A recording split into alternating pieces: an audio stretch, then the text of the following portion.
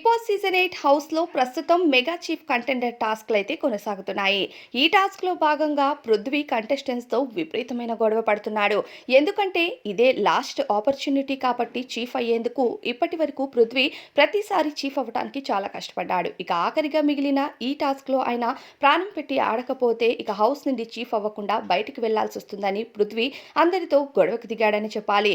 ఇక పృథ్వీకి దొరికిన బెనిఫిట్ ఏంటి అంటే ఇది ఫిజికల్ టాస్క్ అవ్వడంతో ఇక అందరికీ గట్టిగానే ఇచ్చి పడేస్తున్నాడు. ఈ టాస్క్ లో భాగంగా పృథ్వీ గౌతమ్‌కి గొడవ జరగడంతో పాటు పృథ్వీ నిఖిల్‌కి కూడా గొడవ జరుగుతుంది. దాంతో పాటు పృథ్వీ అవినాష్‌తో కూడా గొడవ పడతాడు.